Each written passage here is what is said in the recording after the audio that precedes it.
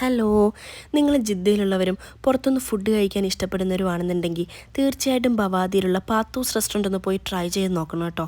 വളരെ neat and clean ആക്കി വെച്ചേക്കുന്ന ഒരു ചെറിയ റെസ്റ്റോറൻറ്റ്. ഫാമിലി സെറ്റപ്പ് ഒന്നും ഇല്ലെങ്കിൽ തന്നെയും അവരൊരു സ്ക്രീനൊക്കെ വെച്ചിട്ടൊരു ചെറിയ പ്രൈവസി ഒക്കെ നമുക്ക് സെറ്റ് ചെയ്ത് തരും.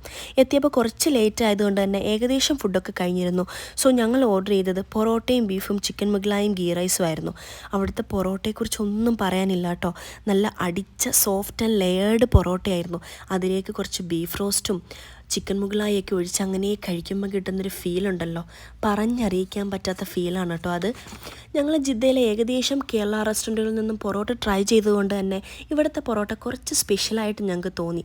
നാടൊക്കെ ആയിട്ട് കുറച്ച് കണക്ട് ചെയ്യാൻ പറ്റി കേട്ടോ.